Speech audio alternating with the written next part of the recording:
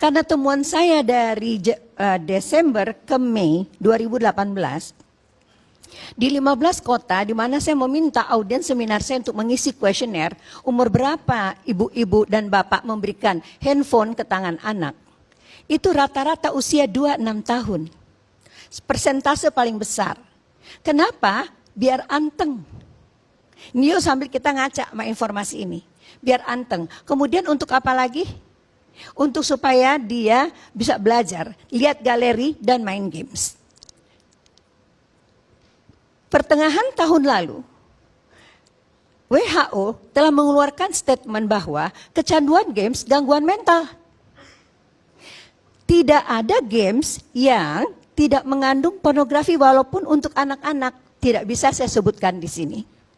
Tapi kita tahu semua, start games diputar anak itu gambar apa yang pertama sekali masuk ke otak anak dan cucu kita.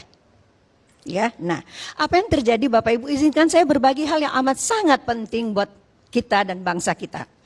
Saya dan teman-teman melakukan penelitian ilmiah terhadap anak-anak berusia 12 sampai 16 tahun, ya, SD sampai SMA, menggunakan EEG dan functional MRI, ya, dan serangkaian tes kognisi untuk psikologi dan tes parentingnya, lalu ASI, Adolescent Sexual Activity Index.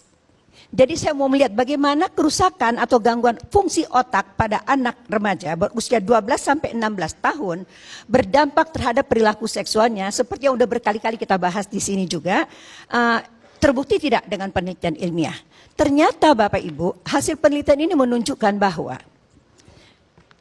dopamin yang keluar oleh karena seorang anak melihat pornografi tadi pada usia pelaku ini berusia 12 atau 14 tahun, 16 tahun, itu membuat dopamin mengalir ke depan. Otak depan ini Pak Karni berada pada gelombang delta yang membuat anak ini impulsif. Maunya apa? Sekarang, sekarang juga. Kemudian sebagian berada pada gelombang gamma, kalau dia maunya sekarang, ya, lagi, dan lagi. Lalu otaknya itu mengalami desensitisasi untuk melihat suatu gambar tertentu, ya, meningkat ke yang lain, meningkat seterusnya. Apa yang terjadi? Mereka acting out. Mereka melakukannya. Kenapa mereka melakukannya? Karena mereka meniru apa yang mereka lihat dan ingin tahu. Apa yang dia ingin tahu? Rasanya. Jadi hasil penelitian saya ini menunjukkan bahwa gelombang-gelombang yang berbeda di bagian depan otak ini Pak Karni dan Bapak Ibu yang saya hormati, sama juga Bapak Ibu nyetir, lihat bencana di depan, mau tekan rem, mobil tetap jalan, tekan rem, mobil tetap jalan. Rem kontrol diri anak-anak kita itu bolong. Lalu yang berikutnya adalah fungsi memori, daya ingat, ya. Tadi kontrol diri dan penyusutan Pak Karni pada otak depan 4,4%. Mau bagaimana bangsa ini? 4,4% menyusut otak depan yang membedakan kita dengan binatang. Maka bukan hanya kasus Aris ini, tapi semua kasus pelecehan seksual dan kekerasan seksual itu harus dipulangkan kemari. Di mana kontrolnya dan kendalinya? Satu, kita berhentilah memberikan handphone kepada anak pada usia dini. Ya, dari segi parentingnya ternyata diperlukan ayah adalah kontrol utama di dalam keluarga. Jadi pulanglah ayah ke rumah ya. Anak ayah manusia dan anak ayah itu anak ayah bukan pekerjaan ayah ya. Pulanglah ibu ke rumah bu, bahwa kehangatan saja di rumah itu tidak bermakna kecuali dengan kontrol. Jadi semua kita mengajar, saya yang salah, angkatan saya yang salah. Saya tidak menyiapkan anak-anak saya generasi milenials ini untuk bisa menjadi orang tua. Saya dulu berharapan mereka ini menjadi saintis, ilmuwan ya, pedagang dan sebagainya, sarjana. Saya tidak mempersiapkan anak-anak saya generasi milenials yang sekarang menjadi orang tua super milenials untuk menjadi menantu orang. Saya, angkatan saya dan di bawah saya lupa menyiapkan anak-anak kami untuk menjadi istri dan suami orang.